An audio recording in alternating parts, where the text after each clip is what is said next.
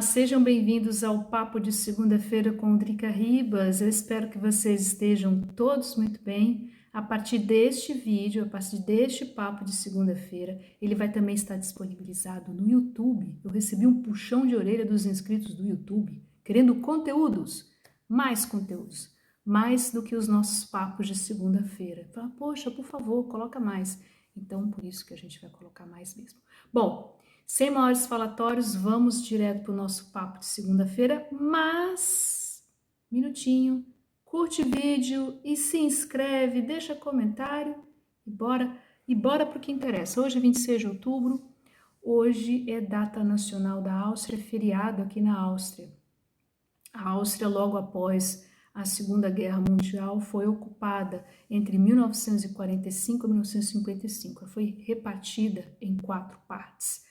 Viena, no lado de Viena, que ficou com a então União Soviética, e lá para o lado oeste ficou entre Grã-Bretanha, Estados Unidos e França. Em 1955 foi quando as tropas, vamos dizer assim, tropas aliadas deixaram o país e aí criou-se ou fomentou-se o que se chama de Pacto da Neutralidade, aonde o país garantiu que nunca mais participaria de nenhuma guerra.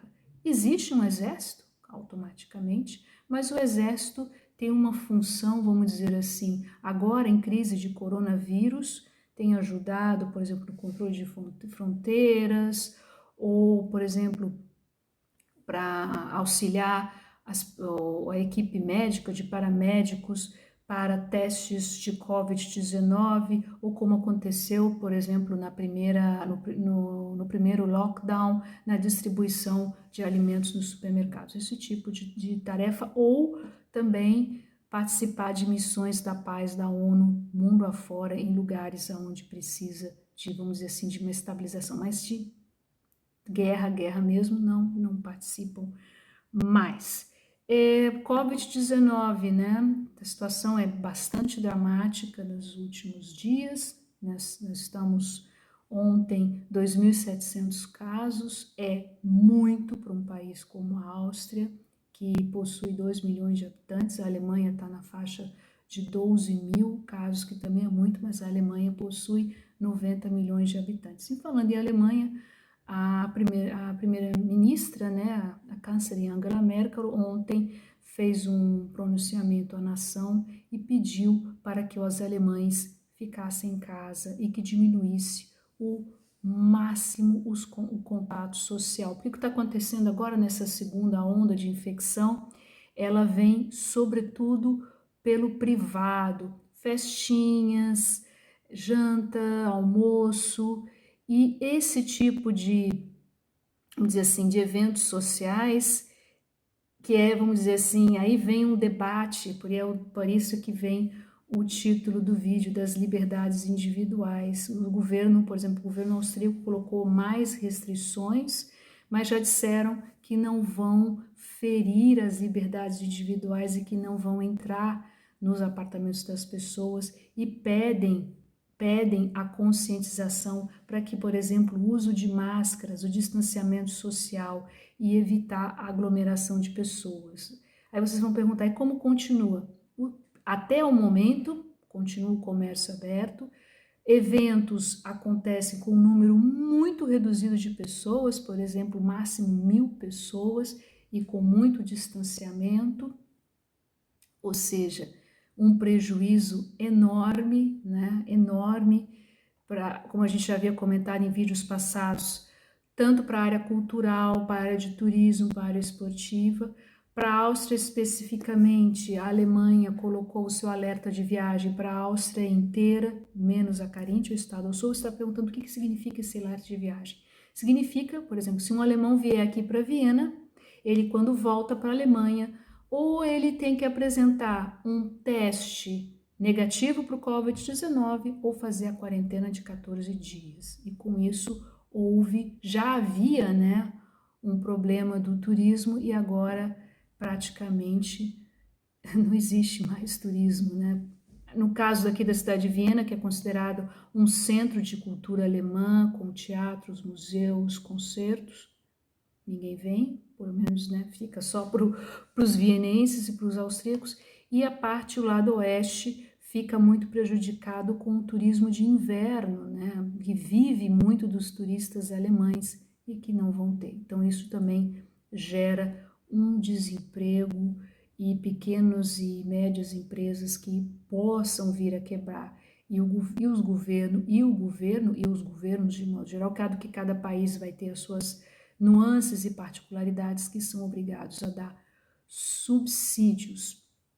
Também é uma preocupação muito grande. Ontem à noite, estava acompanhando o noticiário daqui, o governo aqui possui, no caso o Ministério da Saúde, o ministro Rudi Anschober, que tem tomado decisões baseadas nos fatos e na ciência, e claro que isso desencadeia uma briga política muito grande, né? Porque automaticamente, por exemplo, havia uma discussão para diminuir os dias de quarentena, em vez de ser 14 dias, ser 10 dias, uns falando 5 dias. E o ministro disse que não, que vai tomar as decisões de acordo com os especialistas, no caso, a Faculdade de Medicina da Universidade de Viena, que tem orientado o governo a tomar as decisões que devem ser tomadas. Mas a situação é realmente difícil, que, por exemplo, vem aumentando muito o número de casos e o número de pessoas que devem ser levadas ao hospital, porque o que acontece? Os sintomas leves, eles tratam em casa, ao controle, e as pessoas que têm ou já ficam, ou a doença ataca com força, tem que ir automaticamente para o hospital. Isso também é um outro problema, né? O que eles chamam de contact tracing, porque há poucas pessoas, pouco pessoal, poucos funcionários para fazer esse controle, porque uma vez que uma pessoa está infectada, então eles vão buscando, né?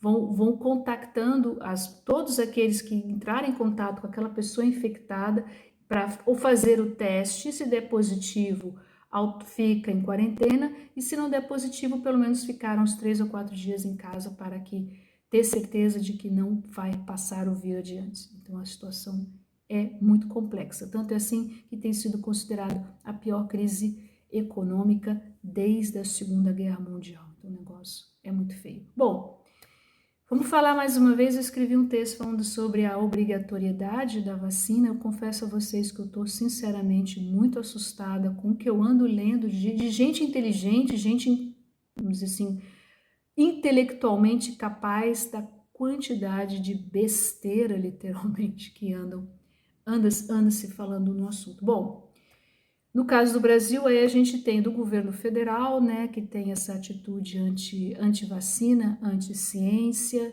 um Ministério da Saúde que deveria ter um médico, uma equipe para bolar a estratégia para conter o vírus e, ao mesmo tempo, destravar a economia, porque esse é o grande desafio, e isso não acontece no Brasil, infelizmente. E também aos políticos a nível municipal, estadual e municipal, o oportunismo, né? Por exemplo, aí estamos discutindo a vacina, né? O governo de São Paulo disse que em dezembro vai disponibilizar uma vacina. Não vou nem discutir a origem, se é chinesa, russa ou o nome que seja, e vai colocá-la obrigatória. Olha, gente, eu tenho lido, acompanhando textos científicos, e a história é a seguinte: tem a questão da imunidade. Uma vez que 60% da população esteja imune ao vírus, você pode retornar à sua vida normal. Embora esse retorno à vida normal não vai ser assim da noite para o dia. O problema da vacina é que você tem que cumprir várias etapas para que você esteja seguro que aquela vacina, primeiro, ela vai ter efeito, e se não vai ter efeitos colaterais. Isso é um assunto muito, muito, muito complexo. Eu sou a favor da vacina, não tenho nada contra, muito pelo contrário, eu sou a favor da vacina, ou antídoto, ou o nome que vocês queiram dar para isso. O importante, mas isso tudo tem que ser feito de acordo com a ciência, com os estudiosos, os médicos, os virologistas, infectologistas. Isso não é uma coisa assim que de repente. E outra coisa muito importante, não pensem em vocês que a vacina vai resolver, como vem acompanhado discurso na imprensa brasileira, de que você tomando vacina vai ficar tudo bem. Existe o lado econômico da coisa. Quem tem que definir isso são os médicos. E outra coisa, obrigatoriedade de vacina. Aqui não vai ser a vacina obrigatória. O governo vai fazer campanha de esclarecimento junto à população e não somente isso, vai começar pelos profissionais de saúde, depois os grupos de risco e depois vai, até porque não vai ter vacina para todo mundo. Não vai ter vacina para todo mundo. Então não adianta ficar se esgoelando. Vacina obrigatória. Para, gente. Respira.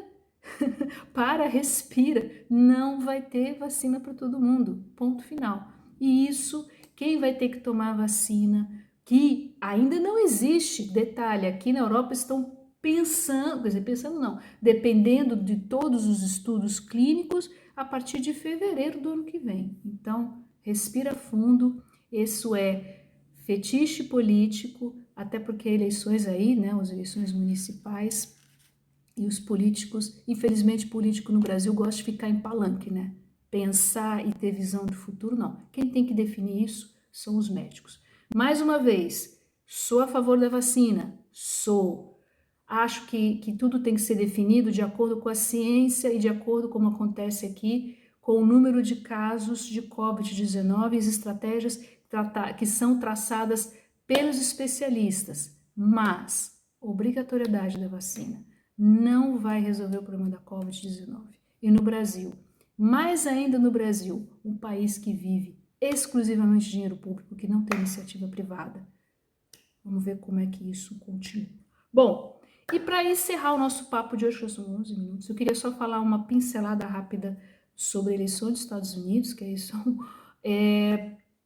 uma parte da imprensa brasileira que cisma em fazer militância política, não fazer jornalismo, não colocar os fatos, tem colocado a eleição de a possível eleição de Joe Biden como uma espécie de solução dos problemas, não só para os Estados Unidos, mas para meio que conter a extrema-direita. Isso é um assunto muito complexo. Nos Estados Unidos tem um sistema eleitoral que não é necessariamente o voto direto, embora as pesquisas indiquem Joe Biden em primeiro lugar, mas existe o tal do colegiado, tá? E se o Trump tiver vamos dizer assim, mais delegados nesse colegiado, ele leva. Então não é ainda 100% seguro que Joe Biden venha ganhar.